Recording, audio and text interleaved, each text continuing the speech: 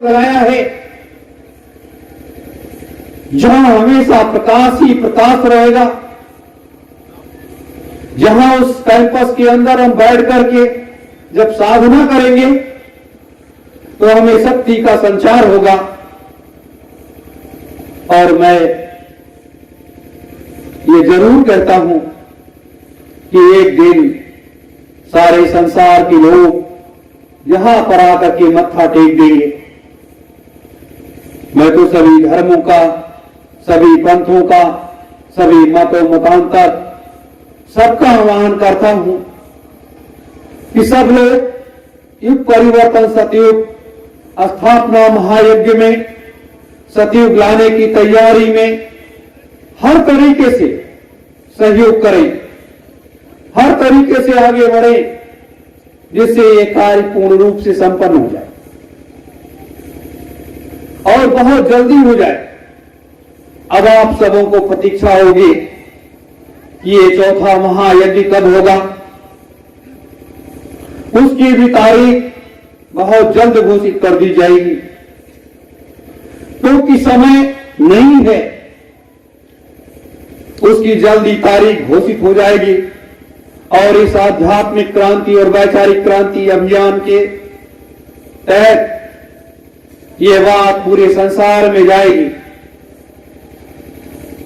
आज मैं आप सबों को उस रास्ते पर ले जाना चाहता हूं जहां से आत्मा और परमात्मा का मिलन होता है। जैसे हम आप सब सत्य ओम जय गुरुदेवाय नमः का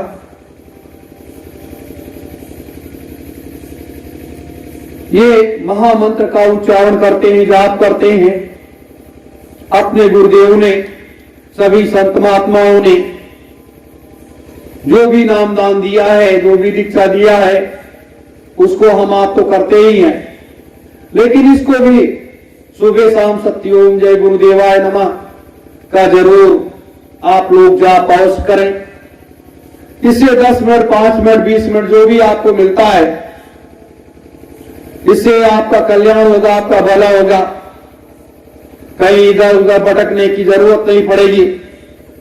ये नामदान नहीं है, ये महामंत्र है और इस महामंत्र के माध्यम से पूरे संसार की व्यवस्था बदलने की एक योजना तो है ही, लेकिन हमारे आपकी भी व्यवस्था, जो हमारे आपके परिवार में, समाज में, देश में जो गड़बड़ियां आई हैं, उसको भी इस महामंत्र के माध्यम से दूर किया जा सकता है। तो मेरा अनुरोध जरूर है कि सुबह शाम आप लोग सत्य ओम जय गुरुदेवाय नमः का इस महामंत्र का उच्चारण 10-5 मिनट जरूर करें। ये तो एक संक्षिप्त इस आध्यात्मिक सत्संग सभा का ये पर्याय मैंने आप लोगों के सामने रखा है। अब विचार करने का काम, चिंतन करने का काम, सोचने समझने का काम आप सबों का है। इस जगह तक मैं आप सबों को लेकर के आया हूं और एक दिन इसी जगह से पूरे संसार में आप पहुंच जाएंगे। पूरे संसार की बागडोर आपके हाथों में आएगी। ये वो जगह मेरे धर्म प्रेमी गुरु भाई बहनों, इसीलिए हमें आप सबको हमेशा संघर्षशील रहना चाहिए और त्याग और तपस्या में बड़ा बल होता है। क्योंकि मैंने हर युगों में देखा है, हर युगों में रहा हूं, हर युगों में कार्य किया हूं कि साधना में कितनी बड़ी शक्ति है। कोई भी आए यहां पर बिना साधना के, आप बिना कि अपने गुरु का साथ किए आपको रास्ता ही नहीं मिलेगा। अगर आपने रास्ता बना भी लिया तो आगे मार्ग अवरुद्ध हो जाएगा। इसलिए गुरु की आवश्यकता पड़ती है। आज जो कार्य अपने लोगों ने किया है या आगे कर रहे हैं, या ये सब अपने गुरुदेव के आदेश से उन्होंने आदेश भी दिया है और आशीर्वाद भी दिया है कि बच्चा जाकर के इस कार्य को पूर्ण करना है। तो आज उस कार्य को पूर्ण करने के लिए हम लोगों ने अपने कदम को आगे बढ़ाया है, जिसमें आप सबों ने बढ़ चढ़ करके हिस्सा लिया है। आप सबों की जितनी भी प्रशंसा किया जाए, जितनी भी बड़ाई की जाए, उतना ही कम है। मेरे धर्म प्रेमी गुरु भाई बहनों, जैसे जैसे समय बीत रहा है, वैसे वैसे आप अपने लक्ष्य की तरफ आगे बढ़ते जा रही हैं। हमें आपको पीछे मुड़ करके नहीं देखना है। आज बहुत से लोग कहते हैं कि सतयुग जो है, अभी तो उसका बहुत काल बीता है, बाकी है, अभी तो वो 5300 वर्ष ही पूरा कर पाया है, और इतनी जल्दी सतयुग कैसे आ जाएगा, कैसे कलयुग चला जाएगा। जो लोग ऐसा सोचते हैं उनको ज्ञान नहीं है कि सतयुग और कलयुग का विधान क्या है। जब सतयुग ये 1000 वर्ष शेष रह गया था, तो इंद्र ने एक गलती कर डाली। गौतम ऋषि की पत्नी अहिल्या से उन्होंने छल किया, और जब गौतम ऋषि को यह मालूम हुआ, तुरंत वो वहां पहुंचे और उन्होंने श्राप दे दिया। इंद्र को भी दे दिया और अपनी पत्नी अहिल्या को दे दिया कि जाओ तुम पत्थर हो जाओ, शिला हो जाओ। वो रोने लगी, विलाप करने लगी कि हे प्रभु, हम कहां जाएं, क्या करें, हम पत्थर हो जाएंगे। तो त्रेता में भगवान श्री राम का अवतार होगा, उसके बाद मेरा उद्धार होगा। तो ये कैसे, क्या इतने समय तक मैं शिला बनी पड़ी रहूंगी, कितने ठोकर लोग मारेंगे, क्या क्या करेंगे। ये विलाप एक सती स्त्री का विलाप था। उस विलाप को सुन करके बड़े बड़े संत महात्मा हिलने लगे। भगवान शिव का सिंहासन डोलने लगा, भगवान विष्णु का सिंहासन डोलने लगा, भगवान ब्रह्मा जी का सिंहासन डोलने लगा। लोग परेशान हो गए कि अब क्या होगा। अगर इसका विलाप ऐसे ही रहा तो इस मृतलोक में, इस पृथ्वी पर महाप्रलय आ जाएगी। ये तो शिला बाद में बनेगी कि उसमें 24 घंटे का समय था, और ये जो महाप्रलय आएगा इसको कौन रोक सकता है, किसके बस की बात है। लोग भगे, ब्रह्मा जी के पास गए। ब्रह्मा जी ने कहा इसका उपाय मेरे पास नहीं है। लोग भगवान विष्णु के पास गए, उन्होंने भी कहा कि इसका उपाय मेरे पास नहीं है, क्योंकि मिथ्या न जाए देव ऋषि वाणी, क्योंकि ऋषियों की वाणी को कोई भी काट नहीं सकता। ऐसे समय में हमें भगवान शिव के पास जाना चाहिए। भगवान शिव के पास लोग गए। वो महात्मा ऋषिगण भगवान शिव से बहुत अनुनय विनय किया। तब भगवान शिव ने कहा, है महात्माओं, तुम्हारे पास अपार शक्ति है। अगर तुम चाहो तो अपने तपोबल से सतयुग को यहीं पर रोक दीजिए, और ये 1000 वर्ष जो शेष रह गया है, इसको आप कलयुग में हिस्सा दे दीजिए। कलयुग में इसको आप हिस्सा दे दीजिए, ये भगवान शिव ने कहा। ऐसे समय में महात्माओं ने कहा कि हे प्रभु, ये कैसे किया जा सकता है। उन्होंने उसका उपाय बताया। लेकिन फिर एक समस्या आई कि सतयुग के बाद द्वापर आएगा, और द्वापर के बाद तब त्रेता आएगा। अब क्या किया जाए। तब फिर भगवान शिव ने कहा, अरे महात्माओं, तुम अपने तपोबल से युग को ही बदल दो। द्वापर ना करके त्रेता आए, महात्माओं ने वहीं बैठ करके अपने तपोबल की उस शक्ति के बल से 1000 वर्ष सतयुग को वहीं पर रोक दिया और उसे कलयुग में हिस्सा दे दिया और द्वापर को ना ला करके वो त्रेता को लेकर के आए।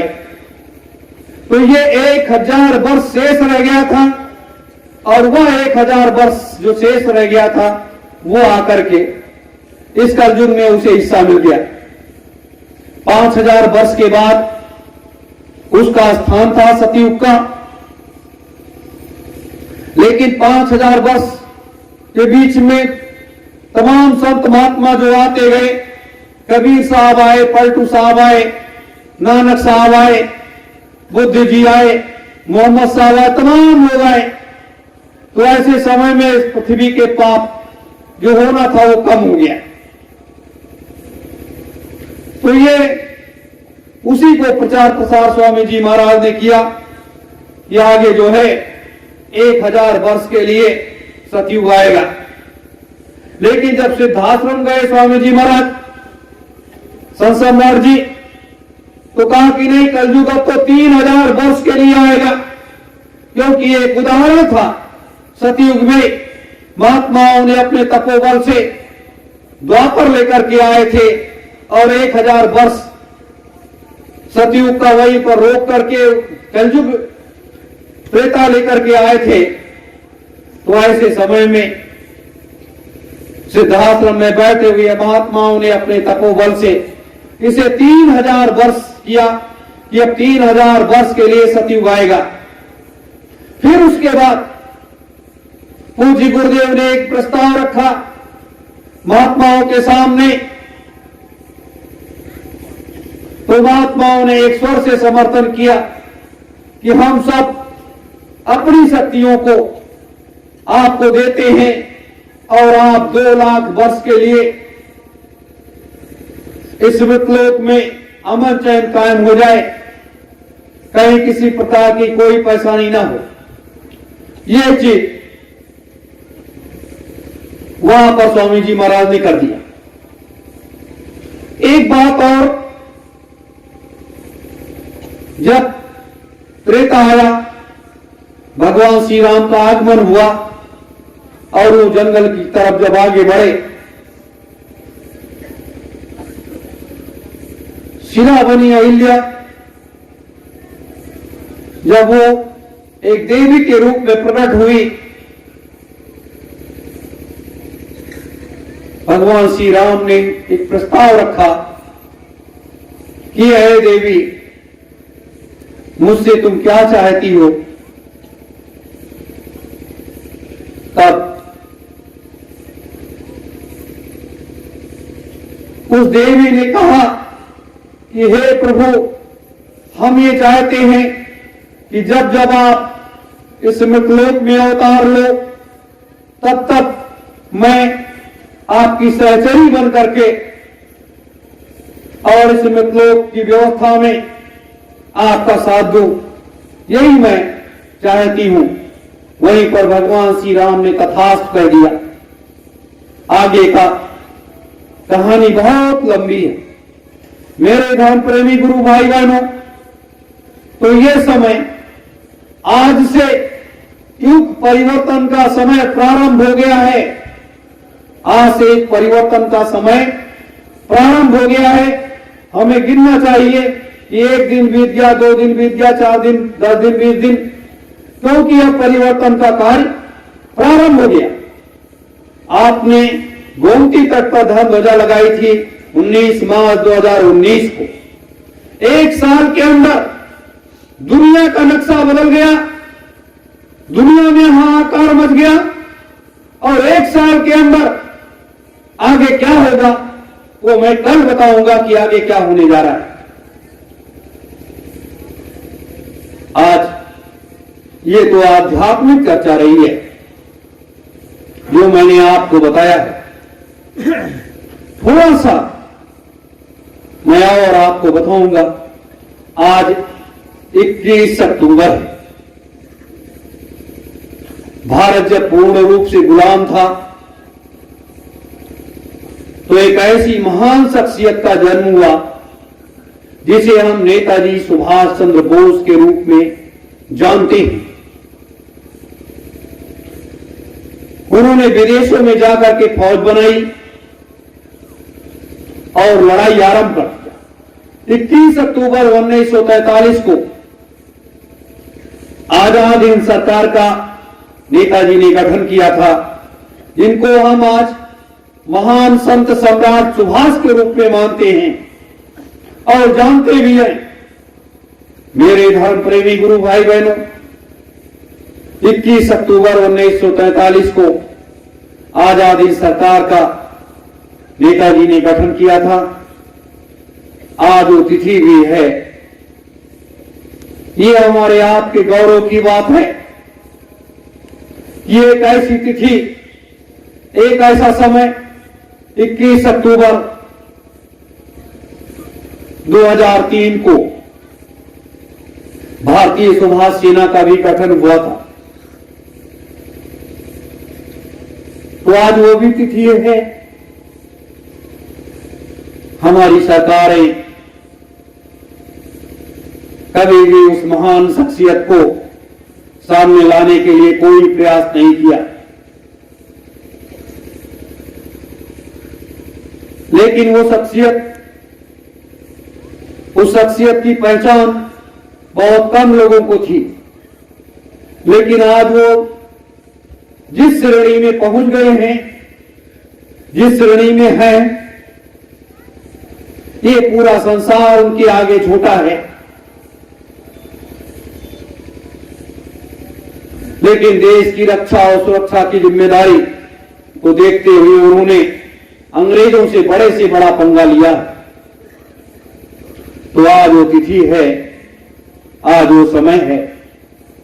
सोचिए कि एक ऐसी घड़ी उस समय भी आया था जब 21 अक्टूबर 1943 को आजादी के महानायक नेताजी ने आजाद हिंद सरकार का गठन किया था। और आज वही 21 अक्टूबर एक ऐसे समय में, एक ऐसे घड़ी में आया कि जब युग परिवर्तन, सतयुग स्थापना, महायज्ञ की और आध्यात्मिक क्रांति, वैचारिक क्रांति अभियान की घोषणा हो गई। वो भी समय आया। तो ये बड़ा विचित्र संयोग है, बड़ी विचित्र कहानी है। मेरे धर्म प्रेमी गुरु भाई बहनों, तो इस तरह से हमें आप सबको लग करके इस कार्य को अंजाम देना है। कल सुबह का अखंड ज्योति जलने के बाद 2 घंटे का सुबह भी आध्यात्मिक सत्संग होगा और फिर शाम को भी आध्यात्मिक सत्संग होगा। आध्यात्मिक सत्संग और राजनीतिक परिचर्चा शाम के समय दोनों होगा, क्योंकि जैसे हमारे ये दोनों हाथ हैं, दाहिने और बाएं, वैसे ये धर्म नीति और राजनीति है, वैसे ये आध्यात्मिक क्रांति और वैचारिक क्रांति अभियान है। हमें इस पर विस्तार से आपको बताना और आपको जानना होगा, आपको समझना होगा। एक बात थोड़ी सी और आपको बता दें, युग परिवर्तन की धर्म ध्वजा के नीचे ये कलश जो कल जलाए जाएंगे, ये क्यों? आपके घरों तक ले जाने का अभिप्राय क्या है कि आपके घरों तक ये कलश जब जाएगा, आपके घरों के पूजा घर में सुबह शाम आप इस पे दीपक जलाएंगे, उससे आपको एक प्रेरणा मिलेगी, उससे आपको एक शक्ति मिलेगी। और प्रेरणा और शक्ति जब ये मिलेगी आपको, तो आपका पूरा परिवार प्रफुल्लित होगा, हर चीज, पूरा परिवार खुशहाल होगा, संपन्न होगा। इसलिए ये अपने गुरुदेव हमें आपको उपहार के रूप में दे रहे हैं। उपहार के रूप में हमें आपको दे रहे हैं, तो हमें लेने में क्या समस्या है? आप इसे घरों में सम्मान के साथ ले जाइएगा। अब आज रात में या कल क्या आदेश आता है, क्या होता है, ये जो भी आएगा वो कल मैं बताऊंगा आपको। लेकिन कल सुबह की देववाणी वह जरूर आप लोग जरूर सुनेंगे। ये नहीं कि हम एक दिन के लिए आए थे और जा रहे हैं। जैसे आज मैंने देखा, जब उस ध्वजा के नीचे से मैं आप सबों के ऊपर अक्षत फेंक रहा था, तो तमाम लोग इधर उधर बैठे थे छाया में। तो ऐसे लोग वंचित हो गए। जिन लोगों के ऊपर नहीं पड़ा वो वंचित है। क्यों? कोई प्रसाद जब उसकी घड़ी होता है, उसका समय होता है, जैसे जब देवता और दानवों ने वो किया, समुद्र मंथन हुआ, तो उसमें विष भी निकला, अमृत भी निकला, और राहु ने वो अमृत पी लिया। फिर क्या हुआ? तो ये हर चीज हर समय पर नहीं मिलती है, ये हमेशा ध्यान रखो। ये शरीर इतना कोमल ना बनाओ, ये शरीर इतना मजबूत बनाओ कि हर चीज को ये शरीर बर्दाश्त कर सके। इसे कहते हैं समय की दी हुई शक्ति और कहीं बिखर न जाए। आप लोग भूल मत करो, क्योंकि आप ही वो ताकत हो, आप ही हो शक्ति हो जिससे आगे बड़े से बड़ा काम लेना है।